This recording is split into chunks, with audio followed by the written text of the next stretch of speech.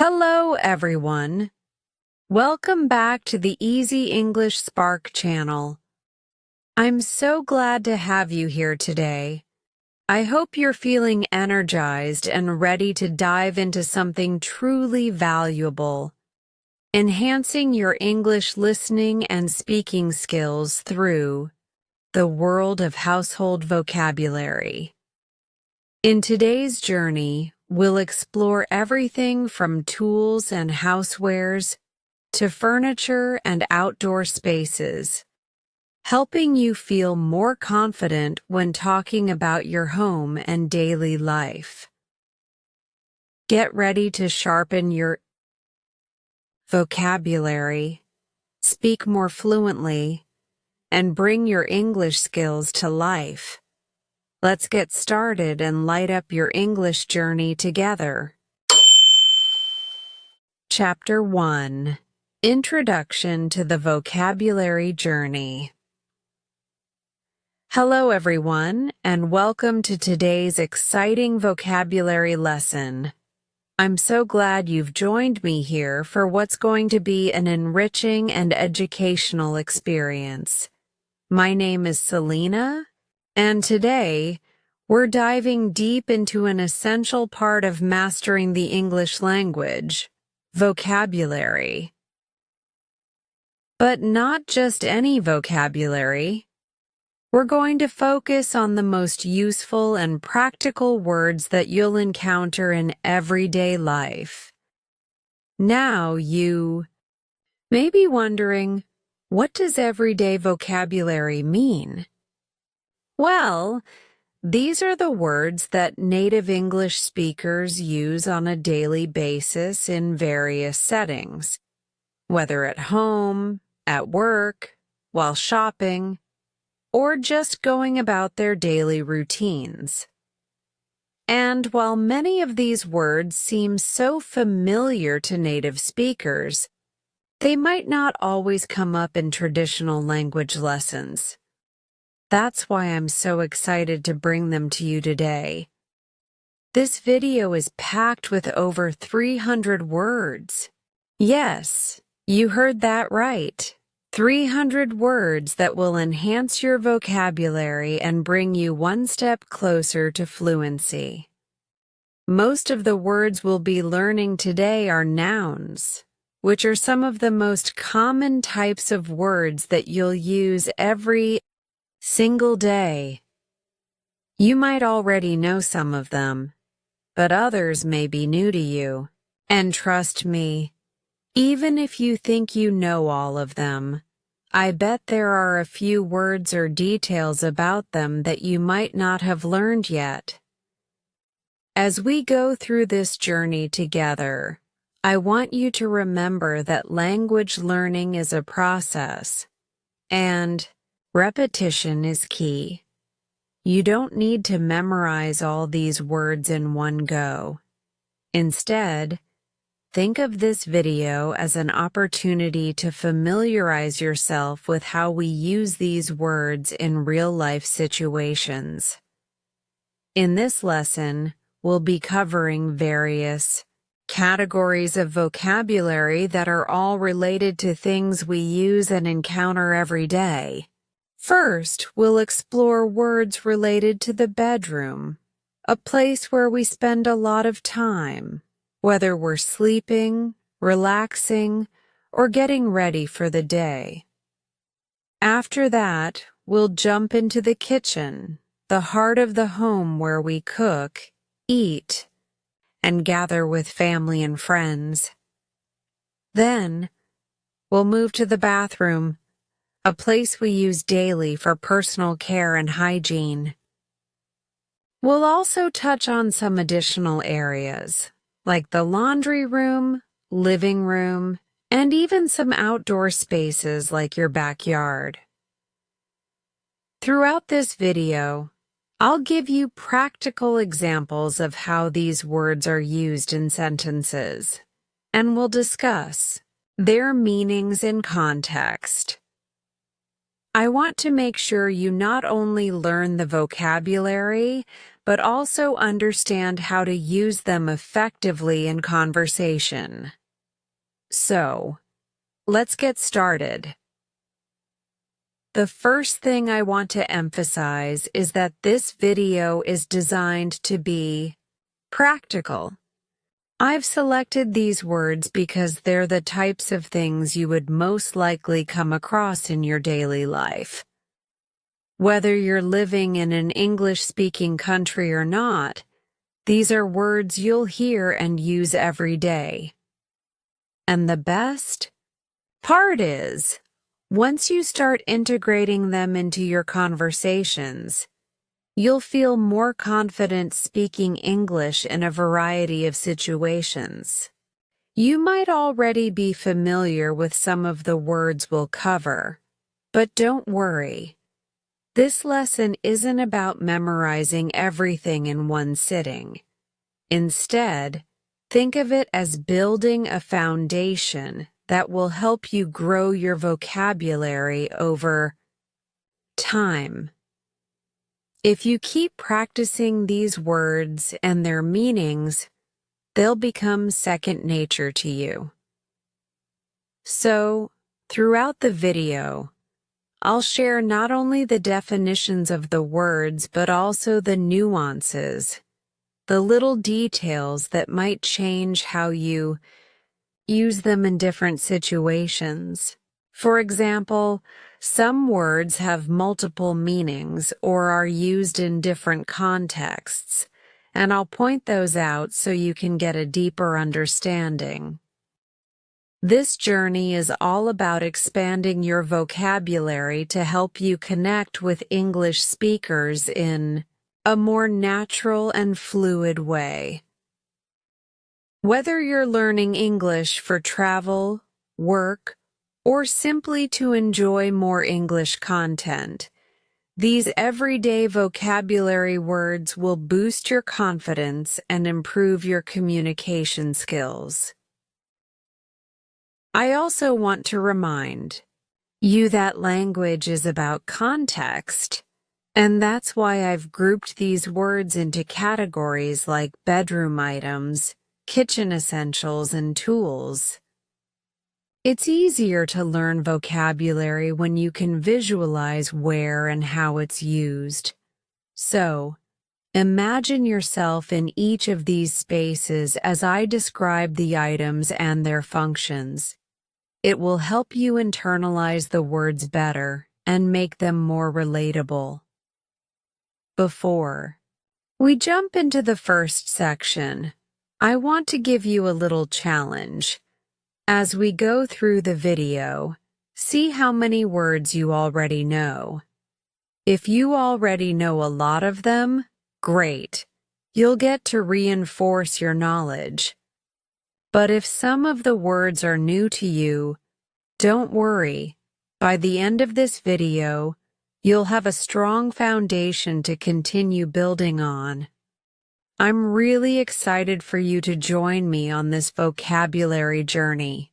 I know that learning new words and expressions will help you communicate more effectively and feel more comfortable in a variety of situations. Whether you're at home, traveling, or talking with friends, you'll be able to use these words with ease. All right. Enough of the introduction. Let's get into the first part of our vocabulary journey. Grab a notebook, sit back, and let's dive into the first section, bedroom vocabulary. Are you ready? Let's go. Chapter 2. Bedroom vocabulary with Selina. Welcome back, everyone. Now that we've set the stage for this vocabulary journey, it's time to start exploring the first category, bedroom vocabulary. This is an area we spend a lot of time in, whether we're sleeping, relaxing, or getting ready for the day. So, it's crucial to know the names of the items we use in the bedroom so we can confidently describe and talk about them in English. Let's start with the bed, the centerpiece of the bedroom. I'm sure you're all familiar with the word bed, but there are actually a lot of other words that go along with it, and each part of the bed has a specific name. So, let's break it down. First, we have the bed frame. This is the structure that holds everything together, and it's what the mattress sits on. The bed frame can be made from wood, metal, or other materials, and it's designed to support the mattress and foundation. Next up, we have the mattress. The mattress is what you sleep on. It's the soft surface that provides comfort and support as you rest. Mattresses come in many types, such as memory foam, spring, or hybrid mattresses, but they all serve the same purpose, to provide a good night's sleep. On top of the mattress, we usually place a bed cover. This could be a quilt, duvet, or comforter, depending on what you call it. I personally like to use a bed cover because it adds an extra layer of warmth and makes the bed look neat and tidy. Some people call this a quilt, but for me, I prefer bed cover as it's a bit more versatile. Underneath the bed cover, we have blankets. A blanket is usually a soft, warm covering that you use to stay cozy during colder months. You can use one blanket or layer a few depending on how warm or cold it is. Now let's talk about sheets. We have a few different kinds of sheets that make up the layers on the bed. The first one is the top sheet, sometimes called a flat sheet. This sheet lies on top of the mattress and goes between the blanket and your body. It's often used for additional comfort and helps keep your bedding fresh. The second sheet is the fitted sheet. This sheet has elastic edges that wrap around the mattress, keeping it securely in place. It's called fitted because it fits perfectly onto the mattress. Moving on to the pillows. Pillows are essential for a good night's sleep as they support your head and neck. Most of us use pillows to sleep on, but did you know there's a difference between a pillow and a cushion? A pillow is something you sleep on, while a cushion is typically decorative. You might find cushions on your couch or other furniture, but pillows are strictly for the bed or sometimes for chairs. When it comes to covering your pillows, you'll need pillowcases. A pillowcase is the cover that goes over your pillow to keep it clean and fresh. There's a specific term for these in some places. For example, in Australia, they are called pillow slips. These come in different fabrics and can even be decorative. In some cases, it's a good idea to have several sets of pillowcases so you can switch them out regularly. Now let's talk about some furniture items you might find in the bedroom. One common item is a bedside table. A bedside table, sometimes called a nightstand, is a small table that you keep next to your bed. You might place things like a lamp, an alarm clock, or even a book on it. Some bedside tables have drawers where you can store things like your phone, tissues, or even a glass of water.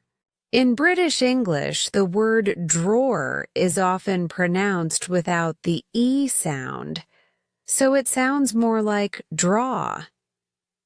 Speaking of drawers, let's take a moment to talk about them. Drawers are usually part of a piece of furniture, like a dresser or nightstand, and they're used to store clothes or other personal items. You pull them out to access whatever is inside, and when you're done, you push them back in. On the bedside table, you might also find a lamp. A lamp is a source of light that you can place next to your bed. There are many different types of lamps. You might have a desk lamp, a floor lamp, or a table lamp. Some lamps have lampshades, which are the fabric or material coverings that soften the light and give the lamp a more decorative look. The lampshade sits on top of the light bulb and is designed to reduce the brightness while also adding style. Moving around the bedroom, you'll also find a clock. Clocks come in various styles. Some are digital, others are analog, but they all serve the same purpose, telling you the time. Alarm clocks are a type of clock that can be set to ring at a specific time, helping you wake up in the morning. In addition to your alarm clock, there might be some tissues on the bedside table. Tissues are small, soft pieces of paper that we use for blowing our noses or wiping away tears. Some people refer to tissues as Kleenex in the US because Kleenex is a popular brand name, but tissue is the general term. Lastly, let's not forget about the windows in your bedroom. The windowsill is the horizontal ledge at the bottom of the window. You might place small decorative items or plants on the windowsill. Most bedrooms have blinds or curtains that can be adjusted to control how much light comes in. Blinds are usually made of slats of material, while curtains are made from fabric. You can draw curtains closed at night for privacy, or open them in the morning to let the sunlight in. Now, if you need to block out extra light, especially if you're a light sleeper like me, you might use a sleep mask. A sleep mask is worn over your eyes to block out light while you sleep, helping you get a better rest in a bright room. So, to recap everything we've covered today, in your bedroom, you have a bed, which includes a bed frame, mattress, bed cover, blankets, sheets, and pillows, a bedside table with a lamp, clock, and tissues, and of course your drawers and pillowcases to keep everything organized and comfortable. Don't forget the windowsill, blinds, and curtains that help create the perfect environment for sleep. I hope this chapter on bedroom vocabulary has helped you learn a little more about the items that make up a cozy, functional bedroom. These words are not only essential for everyday life, but they'll also help you describe your own bedroom or talk about a room in someone else's house. Next time, when you talk about your bedroom in English, you'll have all these words ready to go. Now let's move on to our next section, kitchen vocabulary, where we'll learn all about the essential items that fill the heart of the home. Chapter 3, Kitchen Vocabulary. Welcome back, everyone. Now that we've explored the bedroom, it's time to move into one of the most important rooms in any house, the kitchen. Whether you're cooking, baking, or just enjoying a cup of coffee, the kitchen is the heart of the home. Knowing the right vocabulary will help you not only navigate your kitchen with ease, but also talk about food preparation, cooking, and kitchen appliances in English. So, let's start with the appliances that make cooking so much easier. The first one we can't miss is the microwave. The microwave is a kitchen appliance that uses electromagnetic waves to heat up food. It's incredibly convenient for reheating leftovers or defrosting frozen food.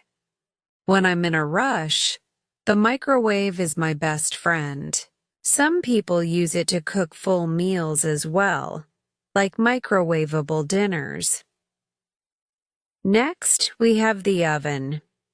The oven is where we bake, roast, and cook a variety of foods. You'll often find oven racks inside, which can be adjusted to different heights, depending on what you're cooking. The oven can be powered by gas or electricity, and some modern kitchens even have convection ovens that circulate air for faster and more even cooking. Now, on top of the oven, we have the stove or cooktop. The stove is where you cook food using burners. These burners are powered either by gas or electricity, and you can adjust the temperature to suit whatever you're making. If you have a gas stove, you'll see flames on the burners, while an electric stove typically has coils or flat surfaces that heat up. Above the stove, there's often a range hood or exhaust fan. The range hood helps to remove smoke, steam, and odors while you cook. It's an important appliance that keeps the kitchen air fresh and clean. Next, let's talk about utensils, the tools we use to prepare food. The first thing you'll probably need is a knife.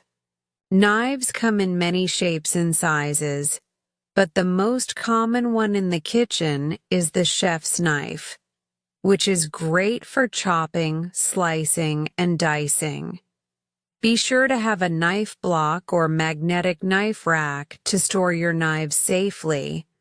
Along with knives, you'll need a cutting board. The cutting board is a flat surface where you can chop vegetables, fruits, meats, and other ingredients. You can find cutting boards made from wood, plastic, or bamboo, and it's a good idea to have separate boards for meat and vegetables to avoid cross-contamination. When you're preparing food, you'll also need some pots and pans. Pots are generally deeper and are great for cooking soups, stews, and boiling pasta. Pans, or frying pans, are shallow and used for frying, sautéing, or browning foods. One important tool to have is a nonstick pan, which prevents food from sticking and makes cooking and cleaning much easier. If you want to make your cooking easier, especially if you're baking, you might need a mixing bowl. A mixing bowl is a large, round bowl used to mix ingredients together. You'll also need a whisk to stir or beat ingredients. The whisk is great for mixing liquids, beating eggs, or whipping cream. There are also wooden spoons and spatulas. Wooden spoons are perfect for stirring and serving, while spatulas are great for scraping food from bowls or pans. Now, let's talk about something we all love: the coffee maker or kettle. If you're a coffee lover like me, a coffee maker is a must-have. Whether it's a drip coffee maker, an espresso machine, or a French press, it's the appliance you'll use to brew your morning cup of coffee. If you prefer tea, the kettle is what you use to boil water. Some people use an electric kettle that heats water quickly, while others use a traditional stovetop kettle. Moving on to the fridge or refrigerator, this is where we store all perishable foods to keep them fresh. Inside the fridge, you'll usually have different compartments like the crisper drawers, where you store fruits and vegetables. At the top or the door, you'll find shelves for things like condiments, sauces, and beverages.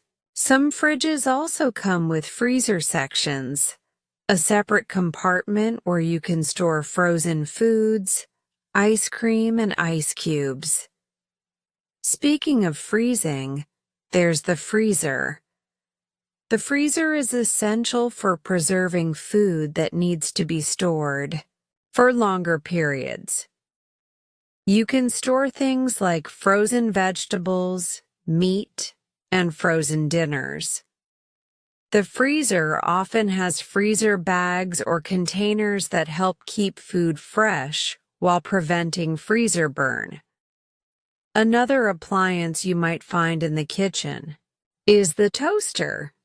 A toaster is used for browning slices of bread, turning them into toast. You can also use a toaster oven, which works like a small oven, for baking smaller portions or even cooking a full meal. The toaster can also be used for other items like bagels or English muffins. When you're done cooking or baking, you'll need to clean up. So let's talk about the dishwasher. The dishwasher is an appliance that automatically washes dishes, glasses, utensils, and cookware.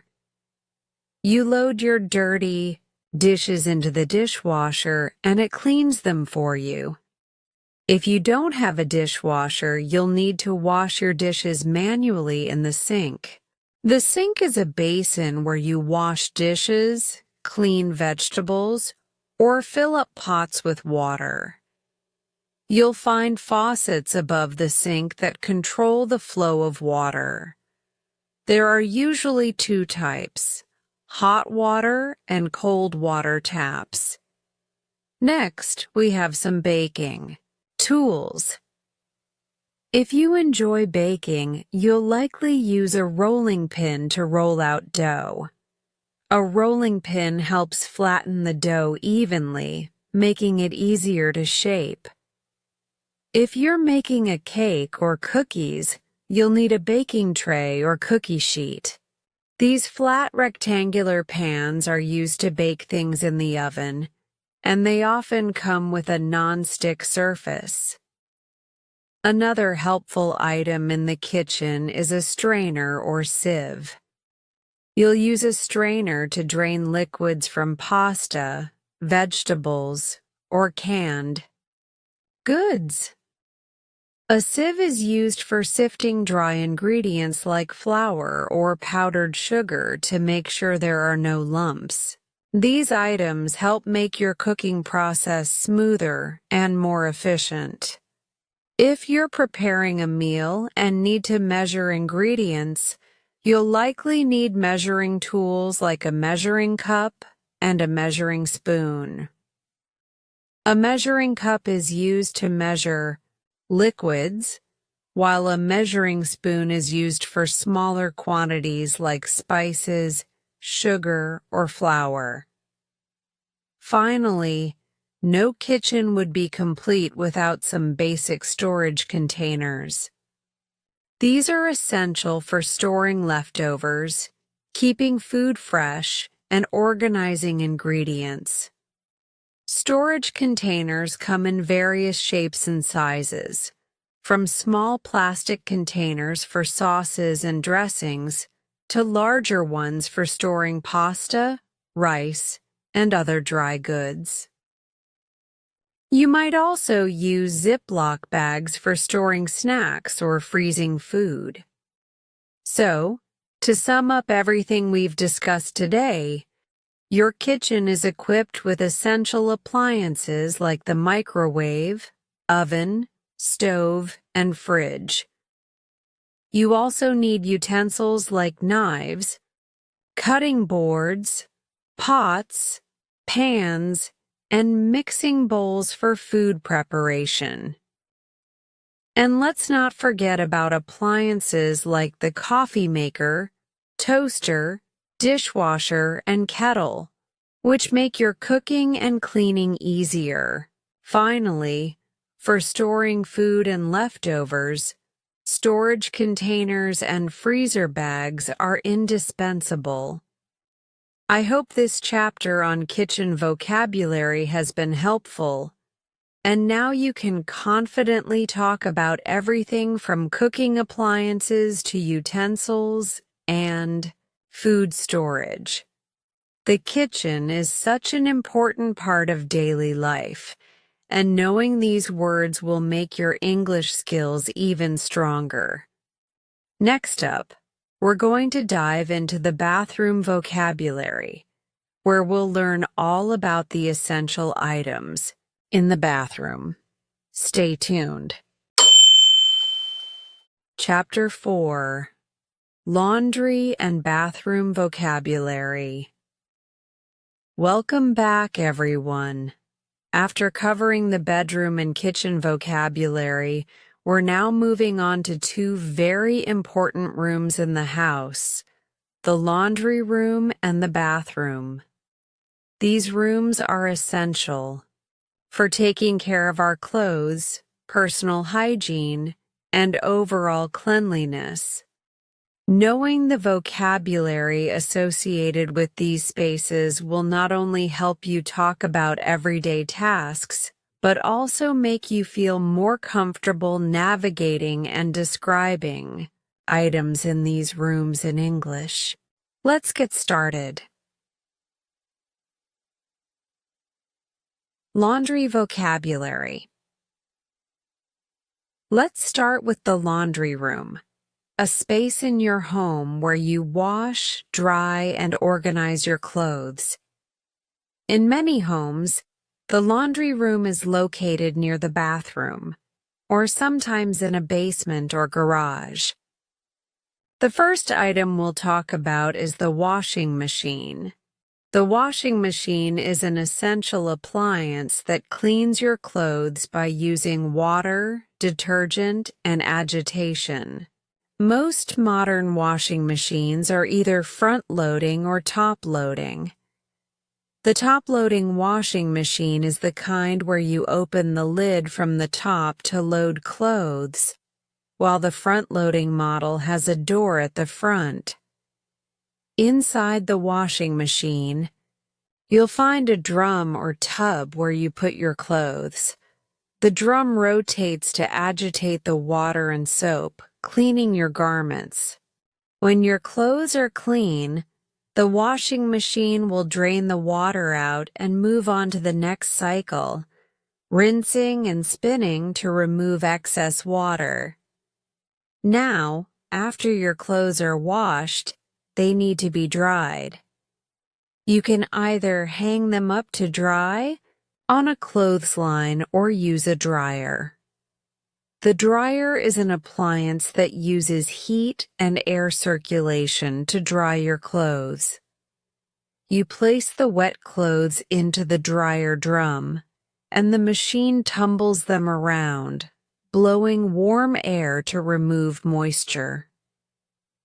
Most dryers have different settings, such as heat settings and drying cycles, to ensure your clothes are dried properly.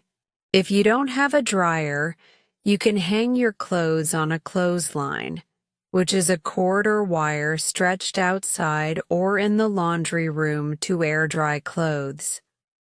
When your clothes are dry, you might want to fold them or hang them up to keep them wrinkle-free. Clothes hangers are commonly used to hang clothes such as shirts, jackets, and pants in a closet. Folding is usually done on a flat surface, like a folding table or a bed, where you can neatly organize your clothes. If you need to iron your clothes, you'll use an iron and an ironing board. The iron uses heat to remove wrinkles from your clothes, while the ironing board provides a flat, cushioned surface to press the clothes on. To keep your clothes fresh. Between washes, you can also use a laundry basket. A laundry basket is a container used to collect dirty clothes before they go into the washing machine. Laundry baskets can be made of plastic, fabric, or wicker, and come in different sizes. You may also use laundry bags to protect delicate items, like delicate fabrics or lingerie, during the washing process. Finally, detergent is one of the most important items in the laundry room. Laundry detergent is the soap used to clean clothes. It comes in different forms, such as liquid detergent, powder detergent, or detergent pods. Make sure to choose the right type of detergent for your washing machine and follow the recommended amount for each load. Bathroom vocabulary. Now, let's move on to the bathroom, another space we use daily for personal hygiene. The bathroom contains a variety of items for cleaning, grooming, and getting ready for the day. We'll start with the most essential item, the toilet. The toilet is where we go for personal bathroom needs. The toilet bowl is the main part of the toilet that holds the water and waste, while the toilet seat is the lid you sit on. The toilet lid is the top cover that can be lifted or lowered. Below the toilet bowl, you'll find the toilet tank, which holds the water used for flushing. To flush the toilet, you use the flush handle or flush button, which releases water from the toilet tank into the bowl. Next, we have the sink or wash basin.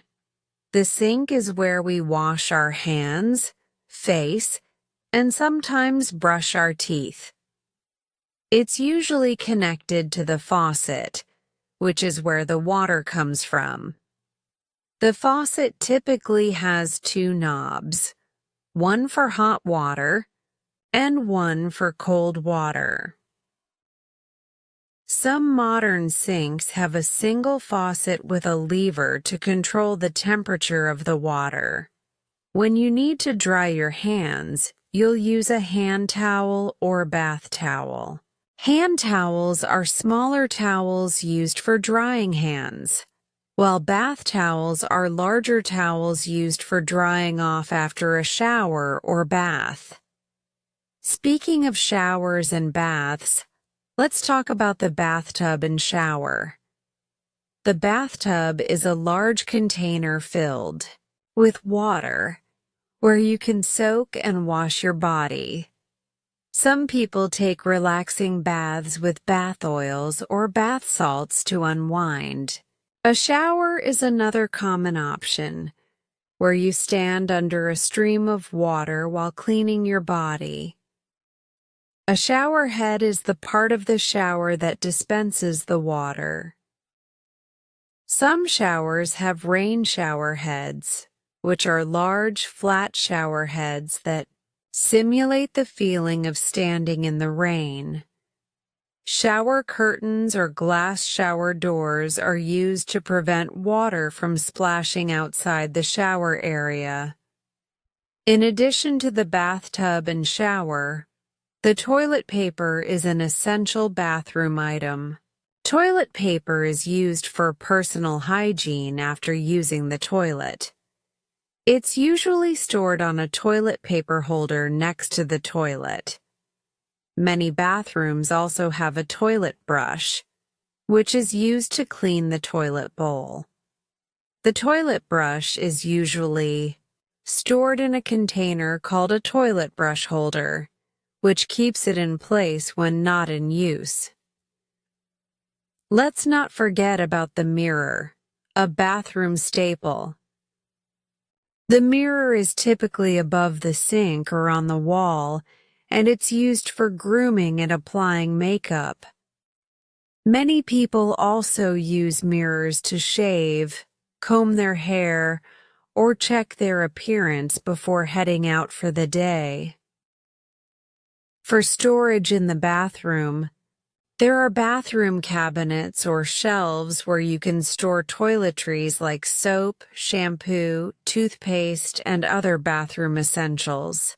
A medicine cabinet is a smaller, often wall-mounted cabinet where you store medications, bandages, and other health-related items.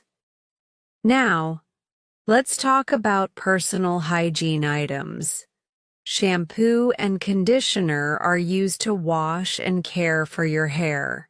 Shampoo is used to clean your hair, while conditioner is used afterward to make your hair soft and manageable. There's also soap or body wash, which you use to clean your body. You'll need a loofah or a washcloth to apply the soap or body wash. The loofah is a spongy, exfoliating item that helps to create lather and exfoliate your skin. You'll also find toothbrushes and toothpaste in the bathroom. The toothbrush is used to clean your teeth, and the toothpaste is what you squeeze onto your toothbrush. There are also mouthwash and floss that help you maintain good oral hygiene. Some bathrooms also have hair dryers, which are used to dry your hair quickly after a shower or bath. Hair dryers blow warm air to speed up the drying process. Another common bathroom item is a razor, which is used for shaving hair from the body or face. To keep your bathroom clean, you'll need cleaning products like bathroom cleaner and disinfectant. These are used to clean surfaces such as the sink, toilet, and shower, removing germs and keeping your bathroom sparkling clean. Finally, don't forget the bath mat. The bath mat is placed on the floor to catch any water when you get out of the shower or bathtub. It helps prevent slipping and keeps the bathroom floor dry. Summary of laundry and bathroom vocabulary. To summarize everything we've discussed today: laundry room. Important items include the washing machine, dryer, clothesline, laundry baskets, detergent, irons, and ironing boards for cleaning, drying, and organizing clothes. Bathroom. Key items include the toilet, sink, faucet, toilet paper, bath towels, hand towels, bathtub, shower, shower heads, and personal hygiene items like shampoo, toothbrush, soap, razor, and hair dryer. I hope this chapter on laundry and bathroom vocabulary helps you understand the important items in these everyday spaces. Knowing these words will make it easier to discuss the tasks you do in the laundry room and bathroom, whether you're talking about cleaning clothes, using the shower, or taking care of personal hygiene. Next up, we're going to dive into even more essential vocabulary in the next chapter. Stay tuned. Chapter 5: Craft and DIY Vocabulary. Hello again, everyone. Welcome to Chapter 5, where we're going to dive into the world of craft and DIY vocabulary. If you love making things, decorating, or even tackling home improvement projects, this chapter will be full of useful words and phrases to help you talk about the various tools, materials, and processes involved in crafting and DIY tasks. Whether you're creating beautiful decorations for your home, assembling furniture, or fixing something around the house, knowing the right vocabulary will help you express your ideas clearly and accurately. So, let's get started. Craft vocabulary.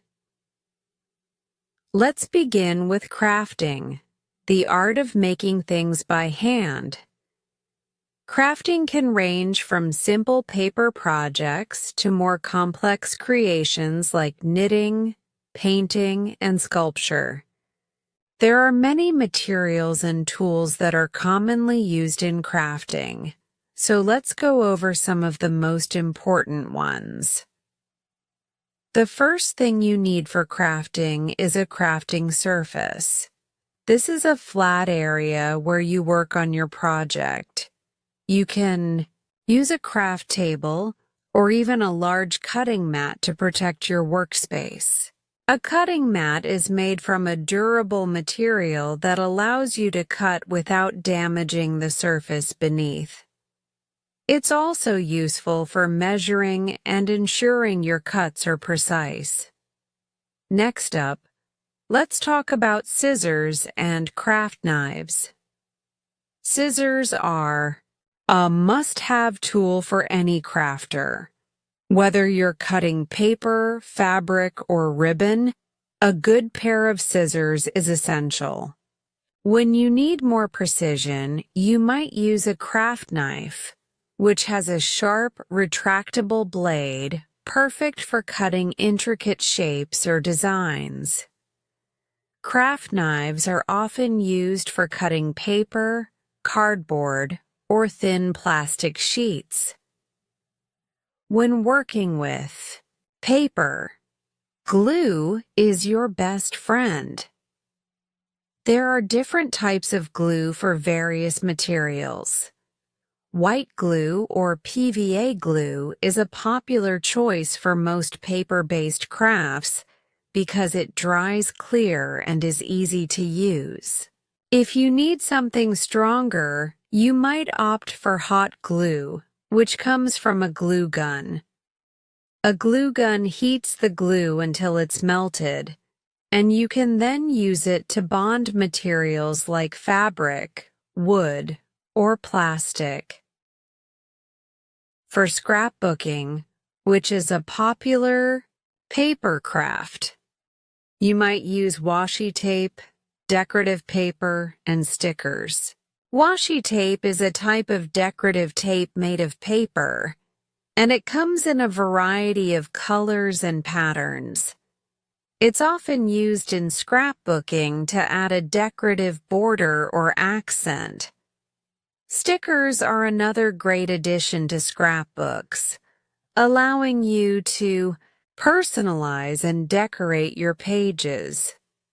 For those who enjoy painting or drawing, there are several other tools you'll need. You'll need paint brushes in different sizes and shapes, such as flat brushes for filling in large areas, round brushes for fine detail work, and fan brushes for texture effects. For drawing, a set of pencils is essential. Some artists prefer graphite pencils for sketching, while others may use colored pencils to add vibrant details to their drawings. If you're working with fabric, you'll need some specific tools like fabric scissors, pins, and needles. Fabric scissors are specially designed to cut fabric cleanly without causing fraying. You'll use pins to hold fabric pieces together while sewing, and needles are what you'll use to sew the pieces together. You can either hand sew with a needle and thread or use a sewing machine for faster results. DIY vocabulary. Now, let's talk about DIY, which stands for Do It Yourself. DIY projects are all about fixing, building, or improving things around the house without hiring a professional. Whether you're assembling furniture, repairing a broken door, or painting a wall, DIY projects require the right tools and materials. Let's go over some essential vocabulary related to DIY tasks. The first tool you'll need for many DIY projects is a hammer. A hammer is used to drive nails into wood, drywall, or other materials. There are different types of hammers, such as the claw hammer, which is commonly used for general tasks, and the sledgehammer, which is much larger and used for heavy-duty tasks like breaking concrete. When you need to measure something, a measuring tape or tape measure is your go-to tool. A measuring tape is a flexible, retractable tape that allows you to measure the length, width, or height of an object. For straight edges, you'll also need a ruler or a square, which ensures your cuts or lines are perfectly straight. Another key item for DIY projects is a drill. A drill is used to create holes in various materials, such as wood, metal, or plastic. There are two main types of drills: corded drills, which are powered by electricity, and cordless drills, which are battery-powered and more portable. You can also use a drill bit, which is the part of the drill that cuts into the material. Different drill bits are designed for different materials, such as wood drill bits or metal drill bits. For assembling furniture or tightening screws, a screwdriver is essential. A screwdriver is used to turn screws into or out of materials. There are different types of screwdrivers, including flathead screwdrivers, which have a single flat blade, and Phillips head screwdrivers, which have a cross shape. You can also get a power screwdriver, which is an electric version that makes driving screws much easier and faster. When working with wood, you'll need a saw. A saw is a tool with a toothed blade used to cut through wood, plastic, or metal. There are many types of saws, such as a hand saw, which you use manually, or a circular saw, which is powered by electricity and used for cutting larger pieces of wood or other materials. For cutting smaller pieces of material or making intricate cuts, you might use utility scissors or tin snips. Utility scissors are heavy-duty scissors that can cut through thick paper, plastic, or even thin metal sheets. Tin snips are specially designed for cutting through metal. If you need to fasten something or join materials together, a nail gun can save you time and effort. A nail gun is a power tool that shoots nails into wood or other materials with a quick burst of air or electricity. It's used in construction, carpentry, and other DIY projects. In addition to these tools, there are several materials that you'll use in DIY projects. Wood is one of the most common materials for DIY tasks. You can use plywood, wooden planks, or 2x4s, 2x4 pieces of wood, for building furniture, constructing walls, or making shelves. Nails and screws are used to fasten wood pieces together, and wood glue is often used as an additional bonding agent. If you're planning to paint or decorate a room, you'll need paint, paintbrushes, and possibly a paint roller. Paint rollers are used for covering large areas of walls quickly and evenly. If you're working on smaller details, a paintbrush is used for precise application. Finishing touches. No DIY or craft project is complete without some finishing touches. Once your project is assembled, you might want to add some decorative elements like decoupage, embellishments, or stencils. Decoupage is the art of decorating surfaces by gluing cut-out paper designs onto them, while embellishments are additional. Decorative items like ribbons, beads, or sequins that you can add to your project. Stencils are pre-cut designs that you can use to paint or draw shapes or letters in specific patterns. When everything is completed, you might need a protective finish to keep your project safe from wear and tear.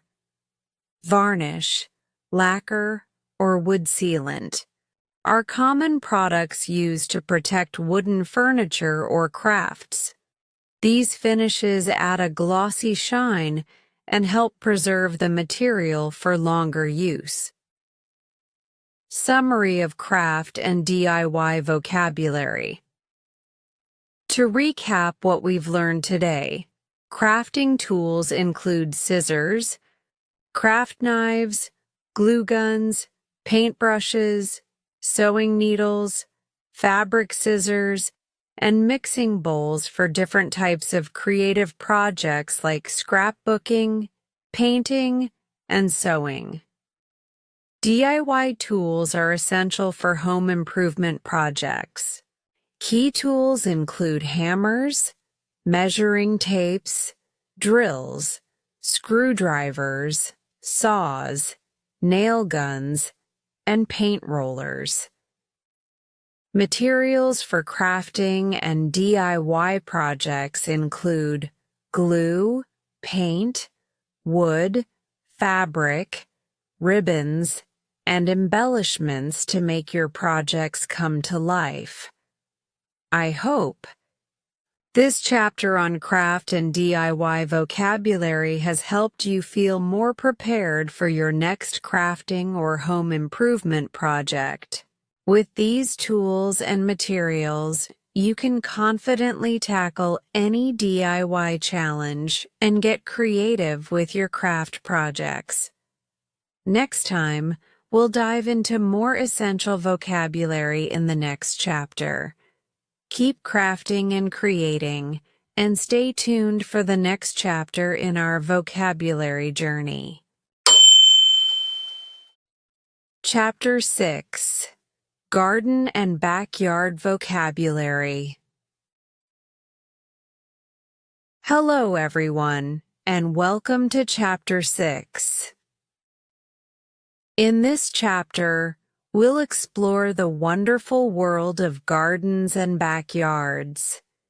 These are areas outside our homes where we can enjoy nature, grow plants, and relax. Whether you're planting flowers, maintaining a vegetable garden, or simply spending time outdoors, the vocabulary related to gardens and backyards is essential for talking about everything from plants to tools to outdoor activities. Let's get started. Garden vocabulary. A garden is a piece of land, usually outside a home, where plants are grown. Gardens can include everything from flower beds and vegetable patches to trees and shrubs. Gardens serve many purposes.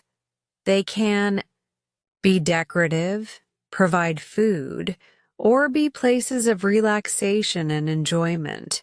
Let's look at some common garden-related vocabulary. The first thing you'll notice in a garden is the soil. Soil is the earth or ground that provides nutrients to plants. There are different types of soil, like clay soil, sandy soil, and loamy. Soil. Each type has different qualities that affect plant growth. To improve soil quality, gardeners often use compost, which is a mixture of decaying organic matter like leaves, food scraps, and grass clippings. Compost enriches the soil and helps plants grow stronger. Now, let's move on to the plants themselves. There are many different types of plants in a garden, but the most common categories are flowers, shrubs, trees, and vegetables. Flowers are usually grown for their beauty and fragrance. Popular flowers include roses, daisies, tulips, and sunflowers. Shrubs are medium-sized plants with woody stems. They can be decorative or used for privacy, such as hedges. Trees are larger plants with a single trunk and a canopy of branches. They provide shade, privacy, and even fruits in some cases. Vegetables are plants grown for food. Common vegetables include tomatoes, carrots, lettuce, and peas. In addition to these main categories, you'll also find herbs in a garden. Herbs are plants used for cooking or medicinal purposes. Common herbs include basil, parsley, mint, and rosemary. To help plants grow well, gardeners use a variety of tools and accessories. One of the most essential is a watering can. A watering can is used to water plants manually. It has a spout that allows water to flow out in a gentle stream, which is perfect for watering flowers and small plants. For larger gardens, you might use a garden hose. A garden hose is a long, flexible tube that is used to carry water from a faucet to the plants. The end of the garden hose often has a sprayer nozzle, which controls the flow of water and can be adjusted for different spraying patterns, like a mist or a jet. For maintaining plants, fertilizers are often used. Fertilizers are substances added to the soil to provide essential nutrients to plants. There are different types of fertilizers, including organic fertilizers, like compost or manure, and synthetic fertilizers. Now, let's look at some gardening tools that make working in the garden easier. Shovels are used for digging and moving soil. They have a long handle and a flat, broad blade at the end. Trowels are smaller than shovels and are used for digging small holes, especially for planting flowers or vegetables. Rakes are used for gathering leaves, grass, or other debris. The rake has a long handle with a wide head that usually has thin, flexible prongs. Pruners, or secateurs, are used for trimming or cutting back plants. They're especially helpful for cutting branches or stems that are too thick for regular scissors.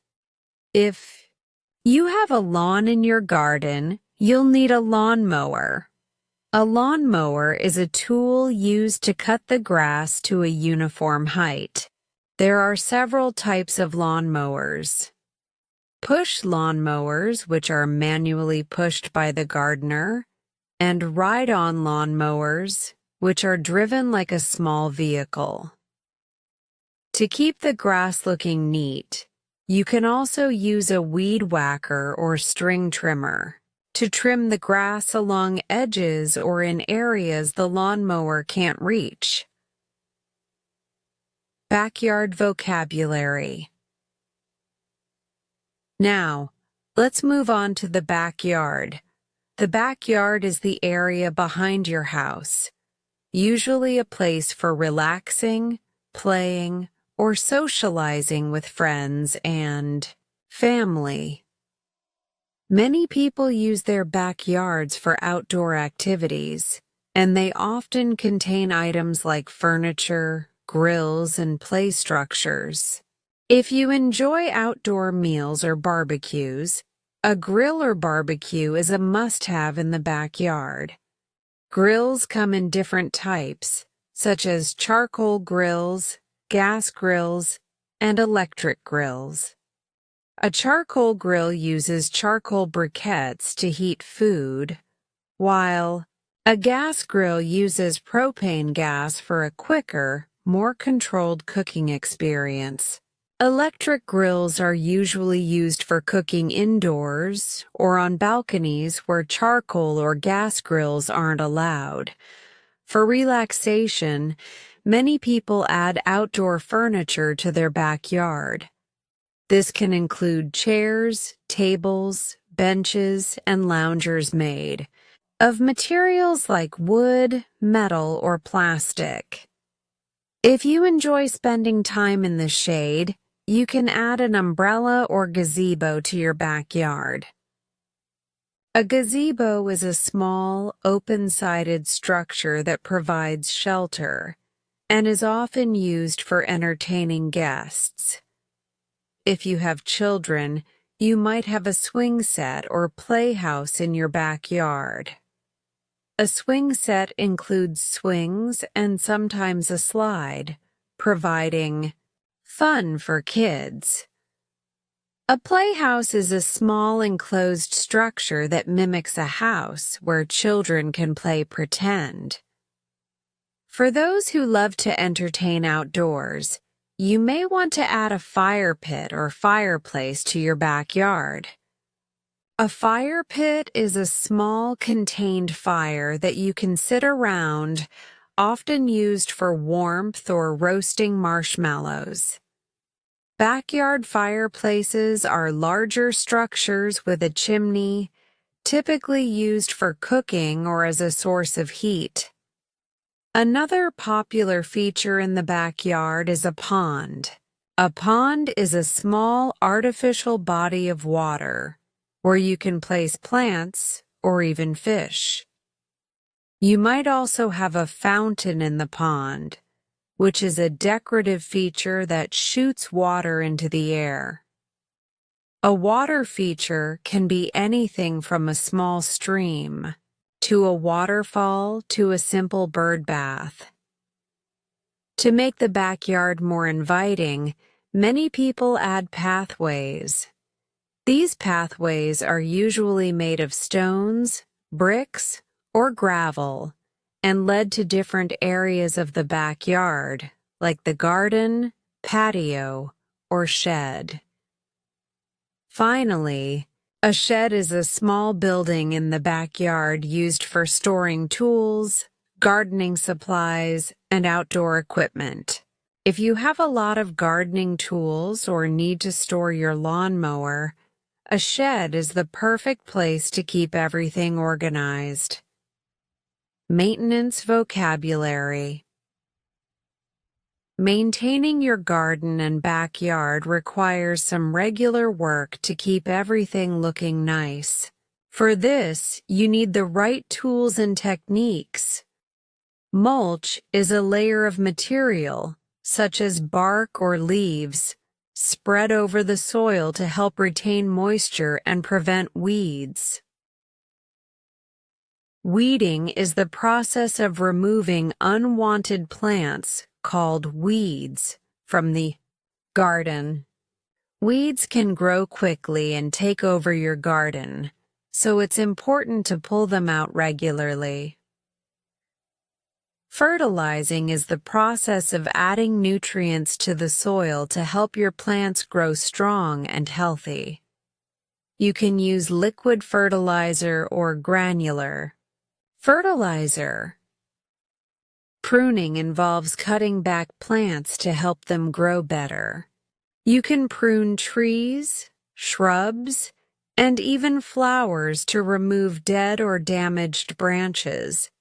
Aerating the soil means making holes in the soil to allow air, water, and nutrients to reach the roots of your plants. You can use a garden fork or a lawn aerator to do this. Summary of garden and backyard vocabulary. To recap what we've covered today, garden vocabulary includes terms like soil, compost, flowers, shrubs, trees, vegetables, and herbs. We also talked about gardening tools such as watering cans, garden hoses, pruners, shovels, trowels, and rakes. Backyard vocabulary includes items like grills, outdoor furniture, fire pits, swings, ponds, pathways, and sheds. Maintenance vocabulary includes terms like mulch, weeding, fertilizing, pruning, and aerating.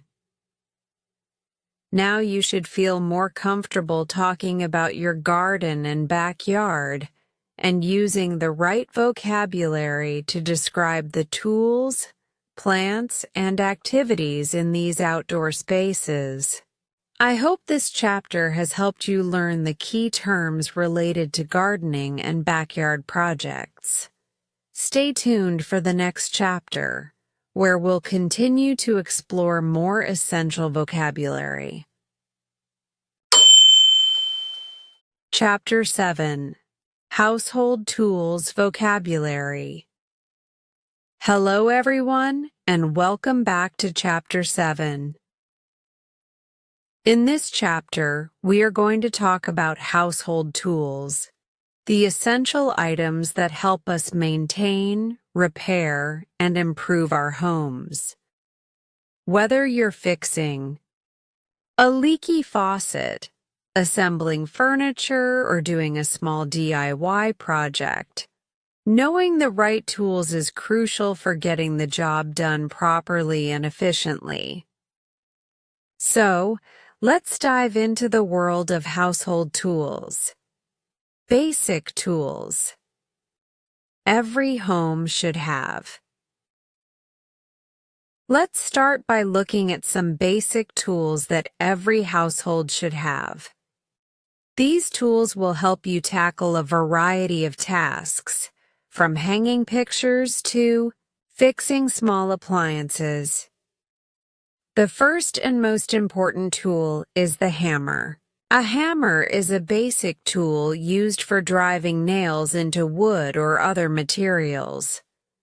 Hammers come in many types, but the most common is the claw hammer. The claw hammer has a flat head for driving nails and a claw on the opposite side for pulling nails out. A hammer is used in countless situations, such as hanging pictures, assembling furniture, or fixing things around the house. Next, we have the screwdriver. A screwdriver is used for turning screws into or out of materials. Screwdrivers come in two basic types, flathead and Phillips head. The flathead screwdriver has a single flat blade that fits into a screw with a straight horizontal line across the top. The Phillips head screwdriver has a cross-shaped blade that fits into screws with a cross pattern. If you have multiple screws to tighten or loosen, you might want to use a power screwdriver, which is an electric tool that speeds up the process. When you need to measure something, a measuring tape or tape measure is your go-to tool. A measuring tape is a flexible, retractable tape that allows you to measure lengths and distances easily. A measuring tape is especially useful for measuring the length of furniture, rooms, or materials when you're working on projects like installing shelves or hanging curtains. For shorter, more precise measurements, you can also use a ruler or a square, which is a right-angle tool used to ensure your cuts or lines are perfectly straight. Now let's talk about pliers. Pliers are versatile hand tools used for gripping, twisting, bending, and cutting. There are many types of pliers, including needle nose pliers, which have long pointed jaws for reaching into tight spaces, and groove joint pliers, which can grip larger items and adjust to different sizes. Pliers are great for holding small parts in place while you work on a project or for cutting wire when doing electrical work. A very common tool in the household is a wrench, also called a spanner in some countries. A wrench is used to tighten or loosen nuts, bolts, or pipes. There are different types of wrenches, such as the adjustable wrench, which can be adjusted to fit different sizes of nuts and bolts, the box end wrench, which has a closed loop that fits over the nut, and the ratchet wrench, which allows for continuous turning without having to reposition the tool. For cutting things around the house, a utility knife is incredibly handy. A utility knife is a small, retractable blade used for cutting through materials like cardboard, plastic, and even carpet. The blade can be adjusted or replaced as it dulls, making it a versatile and long-lasting tool. You can use a utility knife for tasks like opening boxes, trimming carpet, or cutting through insulation. Power tools for bigger projects. If you have bigger DIY projects around the house, you may want to invest in power tools. Power tools make tasks like drilling, sanding, and cutting much easier and faster. Let's look at some essential power tools that can help you get the job done. The first power tool to consider is the drill. A drill is a tool used to make holes in various materials like wood, metal, and concrete. Cordless drills are popular because they are portable and convenient, while corded drills are more powerful and ideal for heavy-duty tasks. You can attach different drill bits to the drill depending on the material you're working with. Drill bits come in various sizes and types, including wood drill bits, metal drill bits, and masonry drill bits for drilling into brick or concrete. For driving screws or bolts into materials, a power screwdriver is a great tool to have. A power screwdriver works just like a manual screwdriver, but it's powered by electricity or a battery, making it much faster and less tiring to use. It can be used for assembling furniture, installing shelves, or putting together any project that involves screws. If you need to cut materials like wood, metal, or plastic, a saw is essential. There are many types of saws, such as the circular saw, jigsaw, and reciprocating saw. A circular saw is a power saw that uses a rotating blade to cut through wood and other materials. It's great for cutting straight lines in larger pieces of wood or plywood. A jigsaw is a handheld saw with a straight, up and down motion, which is great for making curved or intricate cuts.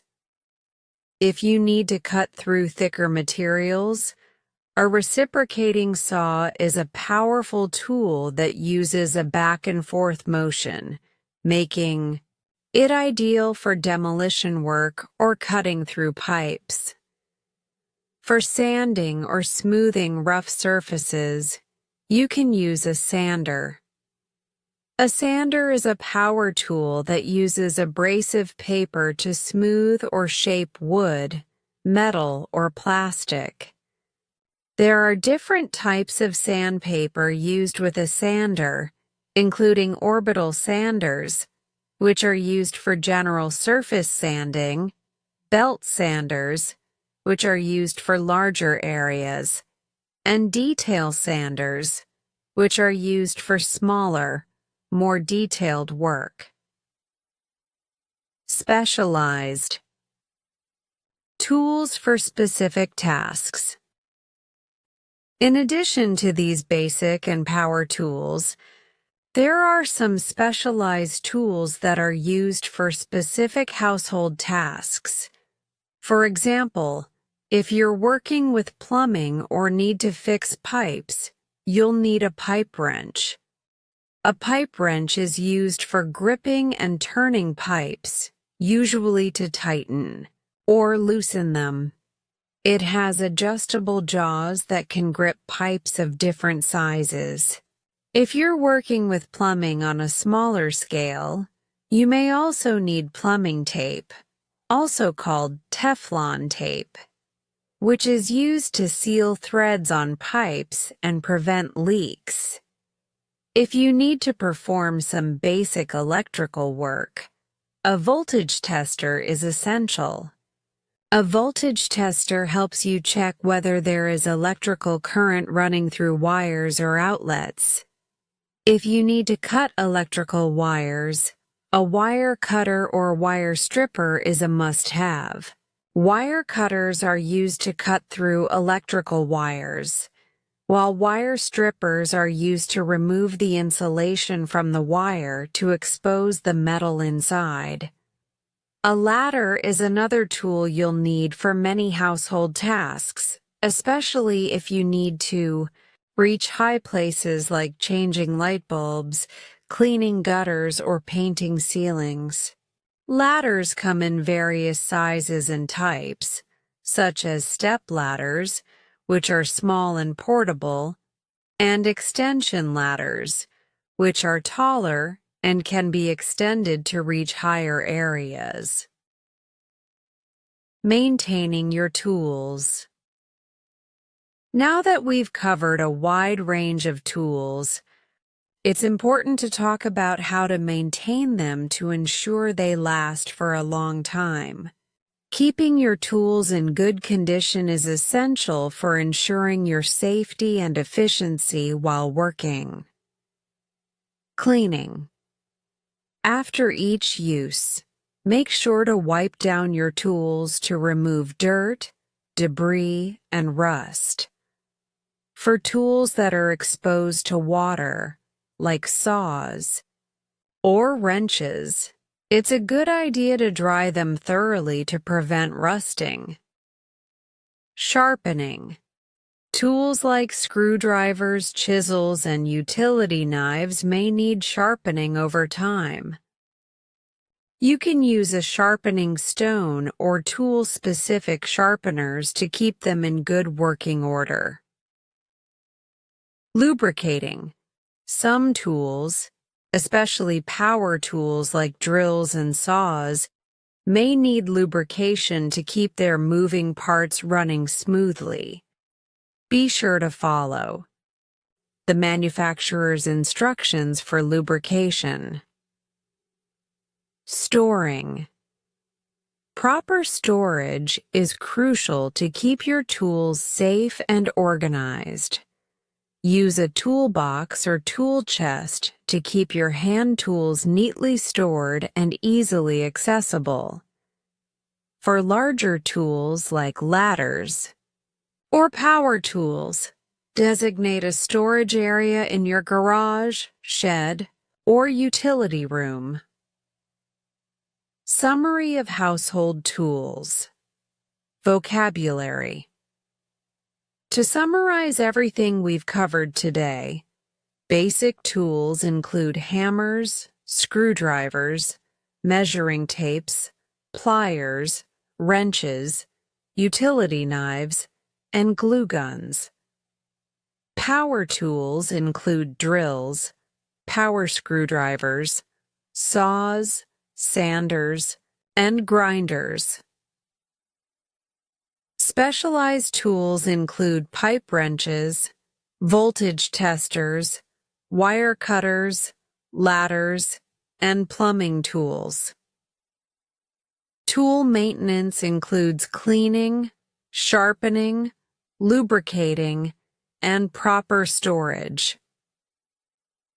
I hope this chapter on household tools vocabulary has helped you familiarize yourself with the essential tools you need for home maintenance and DIY projects. With these tools at your disposal, you'll be ready to take on a variety of tasks around the house. Stay tuned for the next chapter, where we'll explore more practical vocabulary for everyday life. Chapter 8. Furniture Vocabulary. Hello and welcome back to Chapter 8. In this chapter, we're going to dive into furniture vocabulary. Furniture is an essential part of our homes, and knowing the names and types of furniture items helps you describe your living space, discuss design, and even shop for new pieces. Whether you're talking about living room furniture, bedroom furniture, or office furniture, understanding the vocabulary will make it easier for you to communicate your needs and ideas. Let's get started by breaking down some of the most common and important pieces of furniture that you'll find in a home. We'll go room by room, starting with the living room, then moving on to the bedroom, kitchen, and finally the office. Living room furniture. The living room is usually the most comfortable and social space in the house, where family and friends gather to relax and entertain. In this space, you'll find a variety of furniture designed for comfort and functionality. Sofa. One of the largest and most important pieces of furniture in the living room is the sofa, also called a couch. A sofa is a long piece of furniture designed for sitting, usually with cushions and upholstery. Sofas come in many sizes, such as a 2-seater sofa, 3-seater sofa, or even larger sectional sofas. Some sofas can be converted into beds, and these are known as sofa beds or pull-out couches. Armchair. A single-seat armchair is another essential piece of living room furniture. It's smaller than a sofa and provides a comfortable place to sit. An armchair typically has arms on either side, which provide additional support and comfort. Coffee table. A coffee table is a low table typically placed in front of a sofa or seating area. It's used for placing drinks, books, magazines, or decorative items. Coffee tables come in many styles and materials, such as wooden, glass, or metal. Side table. A side table, also known as an end table, is a small table placed next to a sofa or armchair. It's perfect for holding lamps, remote controls, drinks, or personal items. Side tables can have one or more drawers for extra storage.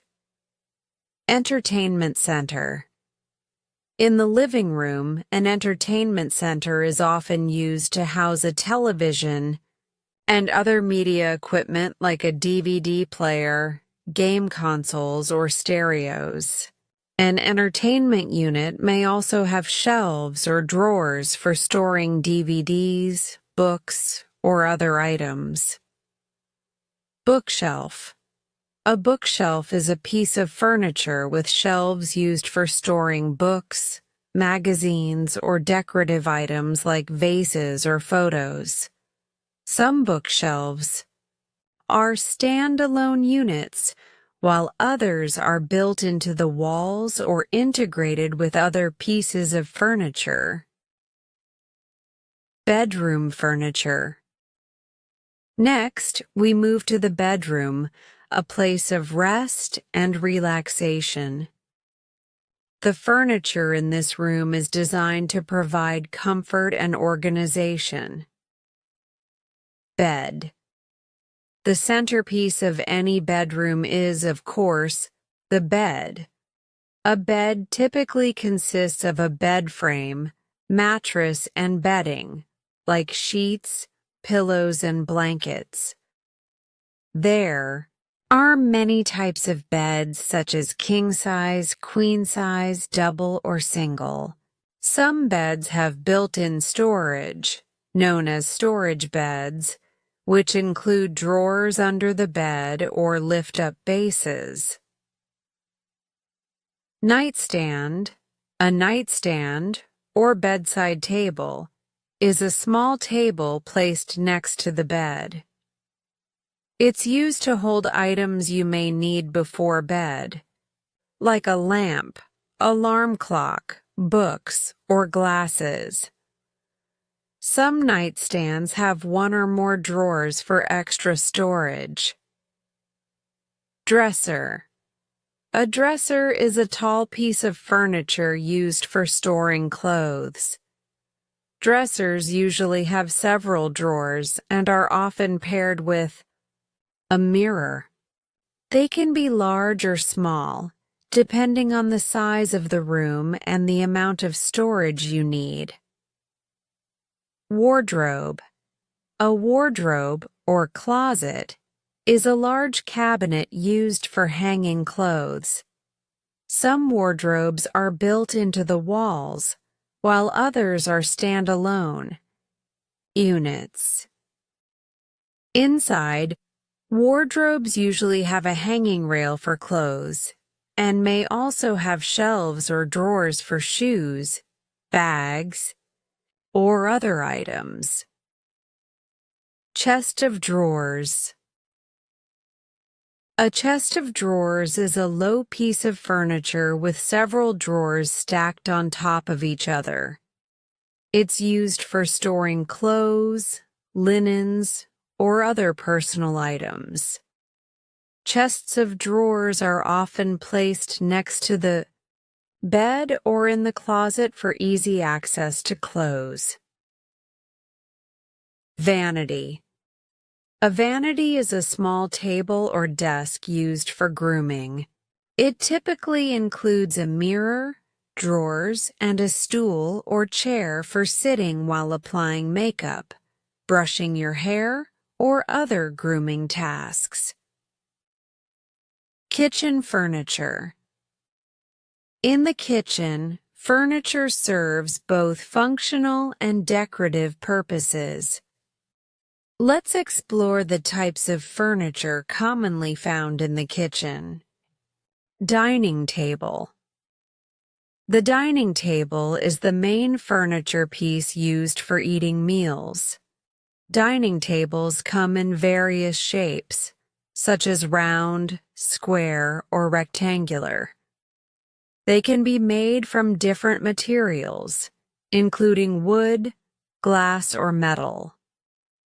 Many dining tables are accompanied by chairs that match the table, providing seating for the family or guests. Chairs.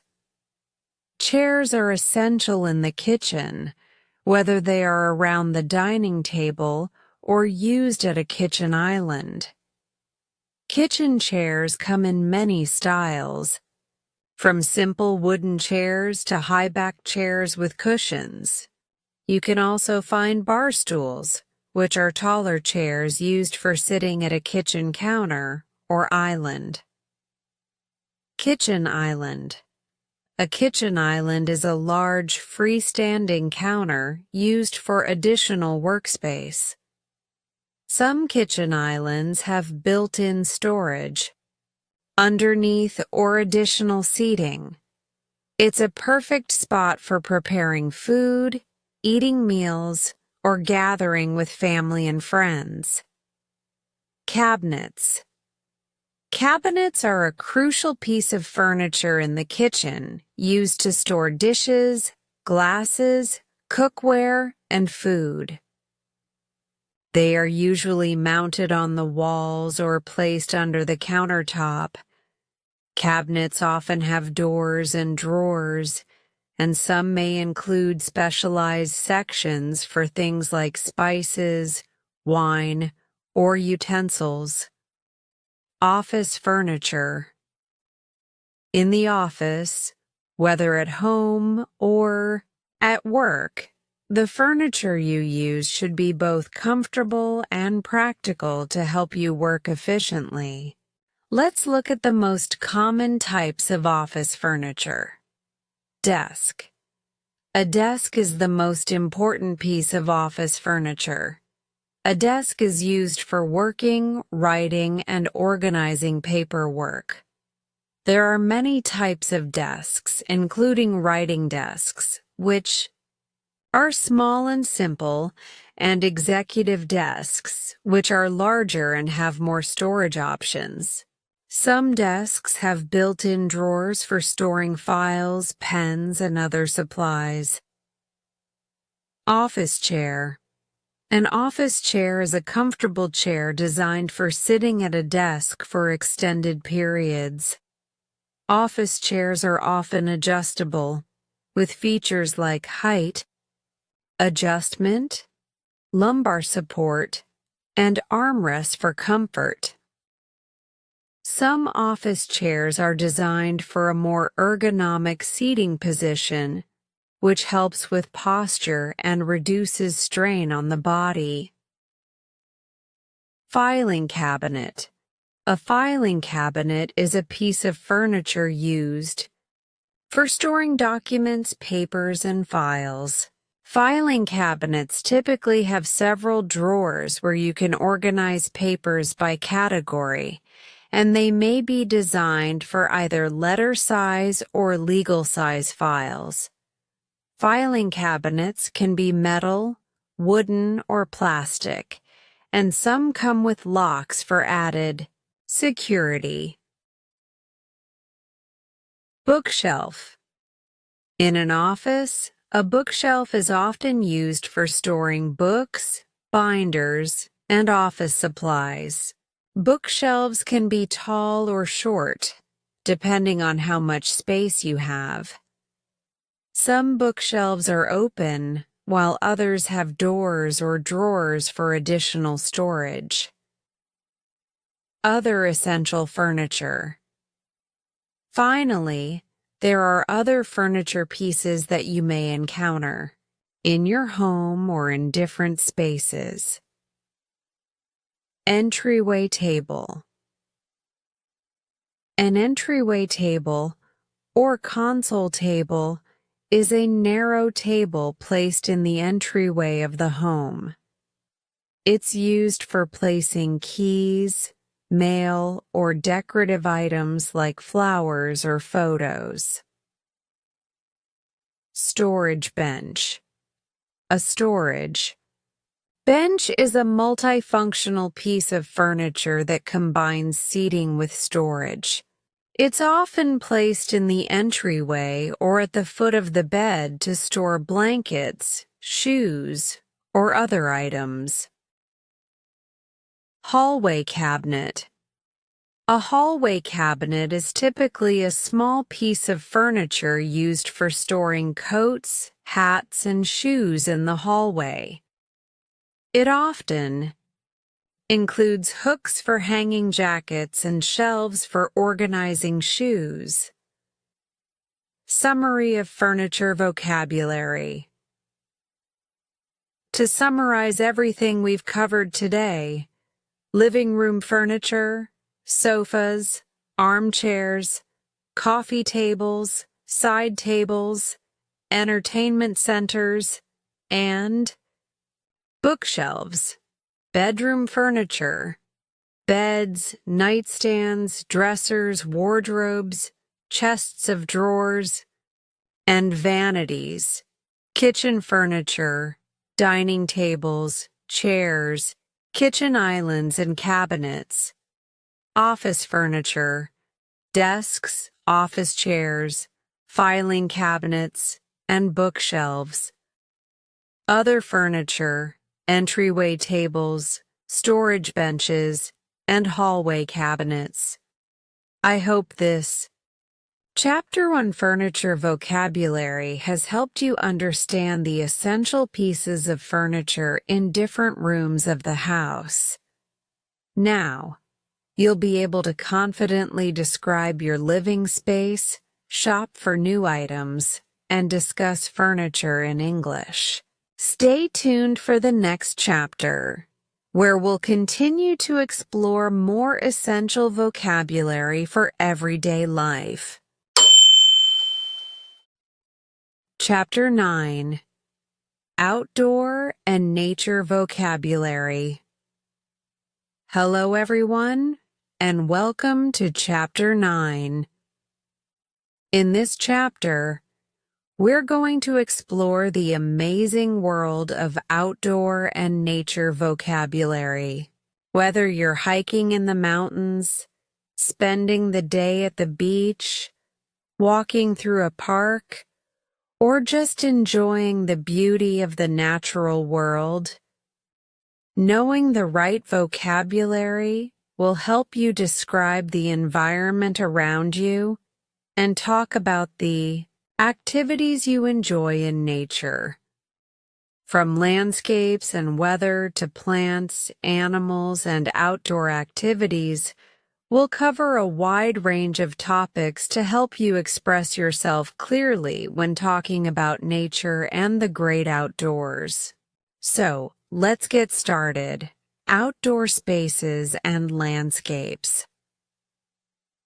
Let's begin by looking at different outdoor spaces and the natural landscapes you might encounter. Forest. A forest is a large area covered chiefly with trees and undergrowth. Forests can be found all over the world and are home to a wide variety of plants and animals. Some of the most famous types of forests are rainforests, like the Amazon, and temperate forests. Park. A park is a large green space in a town or city, typically with grass, trees, and paths for walking or relaxing. Public parks often have benches, playgrounds, and even fountains.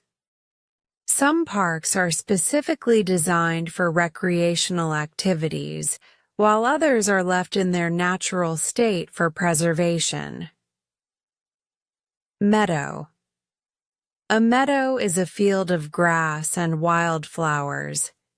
It's typically a flat area of land, often found near forests or rivers. Meadows are usually great spots to see a variety of wildlife, such as butterflies, birds, and small mammals. Beach. A beach is a sandy or pebbly area by the sea or a lake. People often go to the beach for swimming, sunbathing, or walking along the shoreline. At the beach, you might find sand dunes, rock pools, and beach umbrellas to provide shade. Mountain. A mountain is a large landform that rises significantly above its surroundings, usually with steep slopes. Mountains can be found all over the world, and many are part of mountain ranges like the Himalayas or the Rockies. Mountain peaks often have snow caps, while valleys are low-lying areas between mountains. River. A river is a flowing body of water that usually flows into a larger body of water like a sea or ocean. Rivers can be calm and winding or fast and turbulent. They provide habitats for many types of animals and plants, and humans often build cities and towns along rivers for the resources they provide. Lake. A lake is a large body of water surrounded by land. Lakes can be fresh or salt water, and many are home to fish, ducks, and other wildlife. People often visit lakes for activities like boating, fishing, and swimming. Desert. A desert is a barren area of land with very little precipitation, making it a harsh environment for most plants and animals. Deserts are often characterized by sand dunes, sparse vegetation, and extreme temperatures. Examples include the Sahara Desert and the Mojave Desert. Weather and seasons. When talking about outdoor activities, you'll often need to describe the weather. The weather greatly affects our experiences outdoors, so understanding how to describe it is essential. Sunny. When the sun is shining brightly, the weather is sunny. A sunny day is often warm and pleasant, perfect for outdoor activities, like picnics or going to the beach. Cloudy. When the sky is covered with clouds but no rain is falling, the weather is cloudy. On a cloudy day, the sun may be obscured, making the day feel cooler and less bright. Rainy. Rainy weather is when there's a lot of precipitation falling from the sky in the form of rain. You might need an umbrella or a raincoat when it's rainy. Rain showers can last for minutes or hours, and sometimes they are light or heavy. Windy. When the air moves quickly, creating strong breezes, the weather is windy. You might see trees swaying and hear the wind whistling through the leaves. Snowy. Snowy weather occurs when snowflakes fall from the sky and cover the ground. It's cold, and the snow can accumulate on the ground, creating a white landscape. Foggy.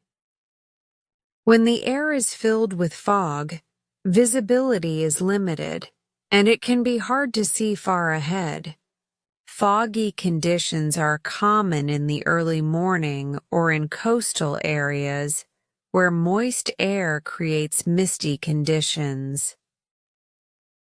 Stormy.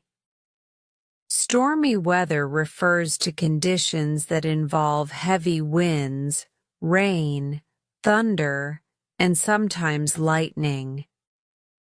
Storms can be intense and dangerous, with strong winds and flooding. Hot. Hot weather refers to very high temperatures. People usually wear light clothing and seek shade or air conditioning when it's hot outside. Cold. Cold weather is when the temperature drops and feels chilly. You may need to wear warm clothing like jackets, scarves, and gloves when it's cold. Plants and trees. Next, let's talk about the plants and trees you may encounter when you're outdoors. Tree. A tree is a large plant with a trunk, branches, and leaves. Trees can live for many years and provide shade, oxygen, and habitats for animals. Common types of trees include oak, pine, maple, and willow. Bush. A bush is a low, dense plant with many branches. Bushes can be found in gardens, parks, and forests, and many are used as decorative plants in landscaping. Flower. Flowers are the colorful, reproductive parts of plants. Some of the most common flowers include roses, sunflowers, tulips, and daisies.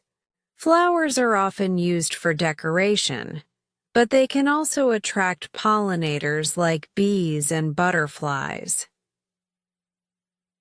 Grass. Grass is a type of plant with long, narrow leaves that grows in fields, lawns, and meadows. Grass provides a soft, green covering for the ground and is home to many animals, such as rabbits and insects. Vine. A vine is a plant that grows along the ground or climbs up other structures for support.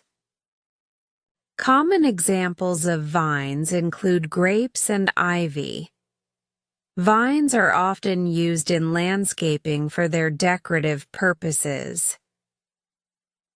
Animals in nature.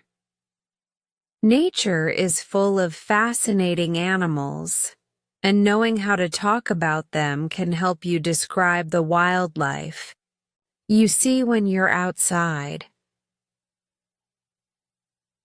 Birds. Birds are flying animals that have feathers, beaks, and wings. Some common birds include eagles, owls, sparrows, and pigeons. Birds often build nests in trees or other elevated spots. Mammals. Mammals are animals that have fur or hair and usually give birth to live young. Some common mammals you might see outdoors include deer, squirrels, bears, and foxes. Insects. Insects are small creatures with 6 legs, and many have wings.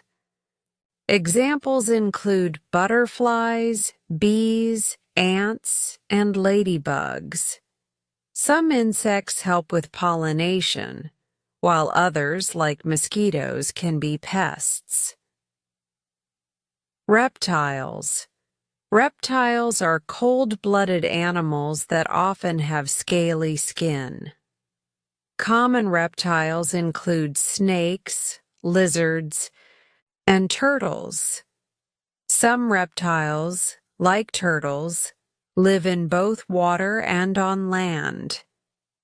Amphibians. Amphibians are animals that can live both in water and on land. Frogs, toads, and salamanders are examples of amphibians. They often begin their lives in the water as larvae before transitioning to land. Outdoor activities. Now that we've covered landscapes, weather, plants, and animals, let's talk about some fun outdoor activities you might enjoy in nature. Hiking. Hiking is the activity of walking through natural environments, typically on trails. Whether you're hiking up a mountain or walking through a forest, hiking is a great way to connect with nature and get some exercise. Camping. Camping involves staying outdoors in a tent, camper, or under the stars. It's a popular activity for people who want to spend time in nature, whether it's in a national park or a campsite by the lake. Fishing. Fishing is the activity of catching fish, either in rivers, lakes, or the ocean. You can use a fishing rod, net, or trap to catch fish. Cycling. Cycling is a popular activity where you ride a bicycle through parks, trails, or along the road. It's a great way to explore nature while getting some exercise. Birdwatching. Birdwatching is the activity of observing birds in their natural habitats. People often use binoculars and field guides to identify different types of birds and observe their behavior. Summary of outdoor and nature vocabulary. To summarize what we've covered in this chapter: outdoor spaces, forests, parks, beaches, mountains, rivers, lakes, deserts, and meadows. Weather terms: sunny, cloudy, rainy, windy, snowy, foggy, stormy, hot, and cold.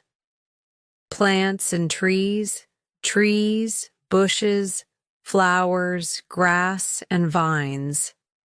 Animals: birds, mammals, insects, reptiles, and amphibians. Outdoor activities: hiking, camping, fishing, cycling, and birdwatching. I hope this chapter has helped you become more familiar with outdoor and nature vocabulary. Whether you're enjoying a walk in the park or embarking on a hiking adventure, these words will help you describe and discuss everything you see and do in the great outdoors. Stay tuned for the next chapter, where we'll explore more vocabulary for everyday life. Chapter 10: Tools and Housewares Vocabulary. Hello everyone, and welcome to Chapter 10. In this chapter, we're going to dive into the world of tools and housewares. These are the essential items we use every day to take care of our homes, maintain things, and make our lives easier. Whether you're fixing a leaky faucet, organizing your kitchen, or tidying up your living space, knowing the right vocabulary for tools and housewares is crucial. In this chapter, we will break down common tools for home maintenance, repair, and DIY projects, as well as housewares, which are the everyday items used for cleaning, cooking, and organizing in the home. So, let's get started. Tools for home maintenance and DIY projects. Let's begin with tools. The items that help us with repairs, maintenance, and any DIY, do-it-yourself projects around the house. Whether you're fixing furniture, assembling new items, or tackling bigger home improvements, the following tools are essential. Hammer. A hammer is one of the most basic tools and is used for driving nails into wood, walls, or other materials. There are different types of hammers, including the claw hammer, which has a flat face for pounding nails and a claw to remove nails, and the sledgehammer, a heavier hammer used for breaking things. Screwdriver. A screwdriver is used to drive screws into or out of materials. Screwdrivers come in various sizes and types, including flathead, with a single flat blade, and Phillips head, with a cross-shaped blade. For tasks requiring many screws, a power screwdriver can make the work faster and more efficient. Measuring. Tape. A measuring tape, also called a tape measure, is a flexible tool used to measure lengths and distances. It's useful for tasks like hanging pictures, installing shelves, or measuring furniture and other objects. Most measuring tapes are retractable, so you can pull them out and then store them easily. Wrench. A wrench, also known as a spanner in some countries, is a tool used to tighten or loosen nuts and bolts. There are different types of wrenches, including the adjustable wrench, which can fit various sizes of bolts, pipe wrench, designed for plumbing, and Allen wrenches, also known as hex keys, used for assembling furniture and other tasks that involve hexagonal screws. Pliers. Pliers are hand tools used to grip, twist, or cut materials. They come in different types, such as needle nose pliers, which are long and pointed, great for reaching into small spaces, and cutting pliers, which have a sharp edge for cutting wire or small materials. Drill. A drill is a power tool used to make holes in materials like wood, metal, or concrete. It can also be used for driving screws if you have the right attachment. Cordless drills are portable and convenient, while corded drills provide more power for heavy-duty tasks. Saw. A saw is a tool used for cutting materials like wood, metal, or plastic. There are different types of saws, such as the circular saw, used for cutting straight lines through wood, the jigsaw, ideal for cutting curves and intricate shapes, and the hand saw, a manual saw for small cutting jobs. Utility knife. A utility knife is a versatile cutting tool used for slicing through a variety of materials, such as cardboard, plastic, or tape. The blade of a utility knife can be adjusted or replaced as it dulls, making it a long-lasting and effective tool for many different tasks. Level. A level is a tool used to ensure that surfaces are perfectly horizontal or vertical. It helps ensure that your shelves, picture frames, or furniture are aligned correctly. There are different types of levels, but the most common one is a spirit level, which contains a small liquid-filled tube with a bubble that indicates whether a surface is level tape. Duct tape and electrical tape are common adhesive tapes used for a wide range of purposes. Duct tape is a strong, versatile tape used for sealing, repairing, and holding things together, while electrical tape is used for insulating electrical wires. Housewares for everyday use. Now, let's turn our attention to housewares, the essential items we use in the home to cook, clean, organize, and make daily tasks easier.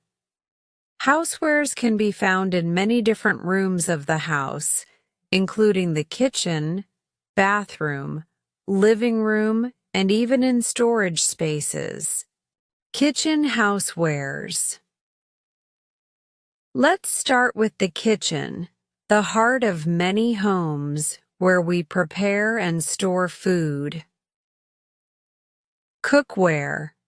Cookware includes various items used for preparing and cooking food. Some common types include pots and pans. Pots are deep.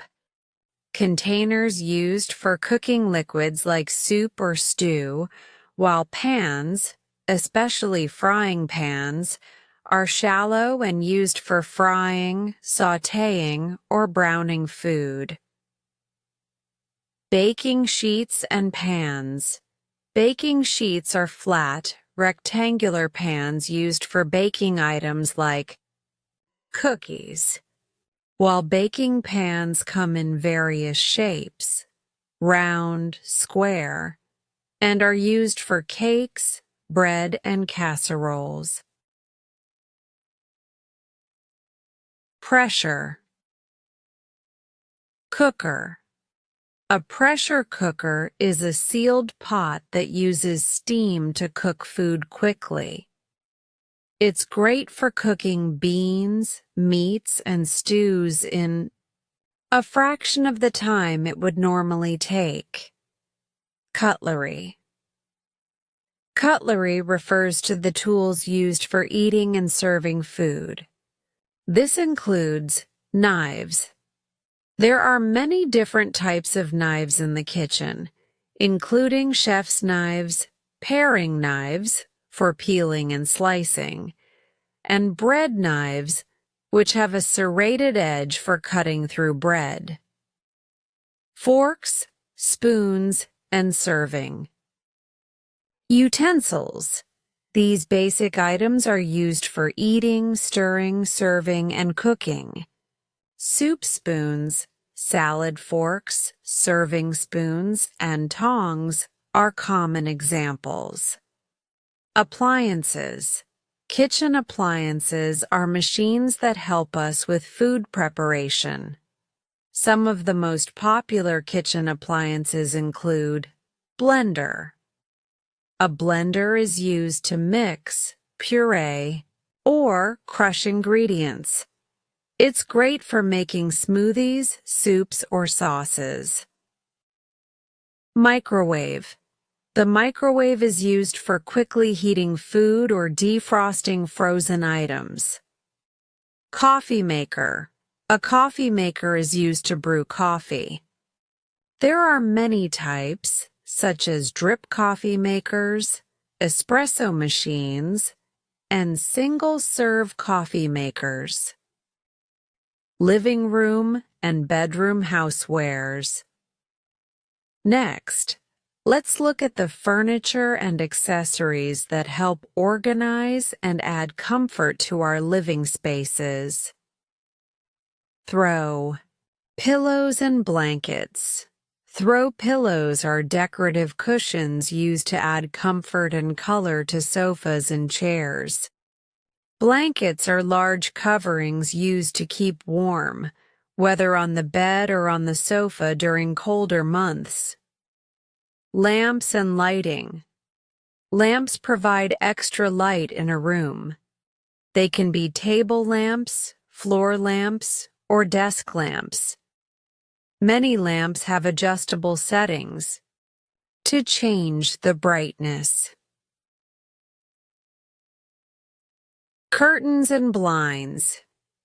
Curtains are fabric coverings used to block light and add privacy to windows. Blinds are made of horizontal or vertical slats and can be adjusted to let in more or less light. Rugs and mats. Rugs are used to cover floors and add comfort and style to rooms. Mats are smaller pieces of fabric or material used at doorways to catch dirt or provide a soft surface to step on. Bathroom housewares. In the bathroom, housewares are essential for personal hygiene and comfort. Towels. Towels are used for drying the body, hair, and hands after washing. You may have bath towels, hand towels, and washcloths in the bathroom.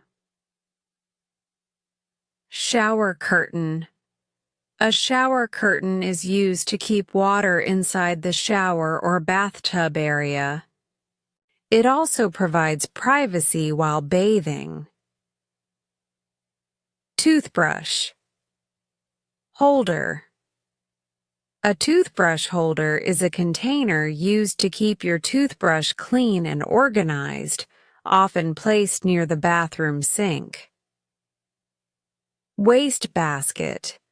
A waste basket, or garbage can, is used for disposing of trash, such as used tissue or empty shampoo bottles. Cleaning tools. Every home needs cleaning tools to maintain a clean environment. Some common cleaning tools include broom and dustpan. A broom is used for sweeping dust and debris off the floor, while the dustpan is used to collect the swept-up dirt. Mop.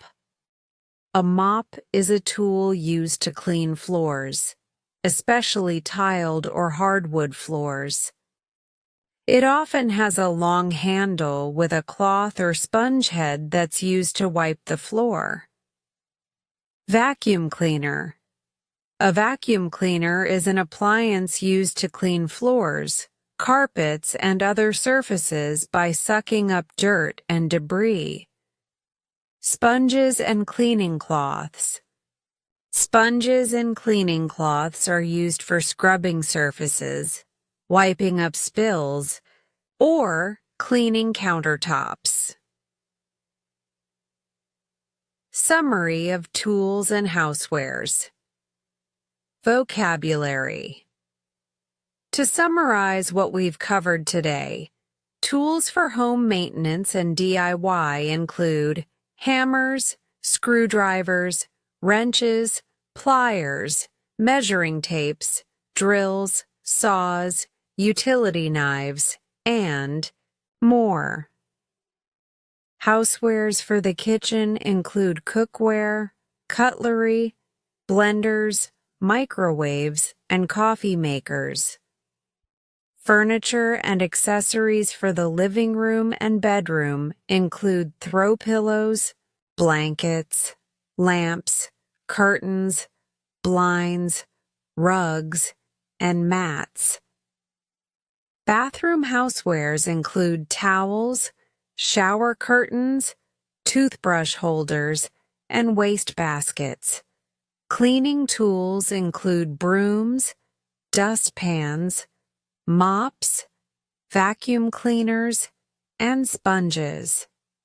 I hope this chapter has helped you get familiar with the essential tools and housewares used every day in the home. Knowing these words will make it easier to discuss tasks like cooking, cleaning, and home repairs, and will help you shop for these items when you need them. Stay tuned for the next chapter, where we'll explore even more practical vocabulary. Great work today! Every moment you spend practicing brings you closer to mastering your English listening and speaking skills. Remember, progress comes with patience and consistency.